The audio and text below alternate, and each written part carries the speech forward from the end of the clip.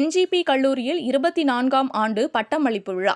கோவை காலப்பட்டி பகுதியில் இயங்கி வரும் என்ஜிபி கலை மற்றும் அறிவியல் கல்லூரியில் 24வது ஆண்டு பட்டமளிப்பு விழா என்ஜிபி கலையரங்கில் டாக்டர் என்ஜிபி ஆராய்ச்சி மற்றும் கல்வி அறக்கட்டளையின் தலைவர் மருத்துவர் நல்ல பழனிசாமி தலைமையில் நடைபெற்றது. இந்நிகழ்ச்சியில் கல்லூரியின் முதல்வர் சரவணன் கல்லூரியின் நடப்பு கல்வியாண்டிற்கான ஆண்டறிக்கை மற்றும் வரவேற்புரை வழங்கி மாணவர்களுக்கான உறுதிமொழியை கூறினார். இந்நிகழ்ச்சியின் சிறப்பு விருந்தினராக பேராசிரியர் வின்சென்ட் கலந்து கொண்டு மாணவர்களுக்கு பட்டங்களை வழங்கி சிறப்புரையாற்றினார்.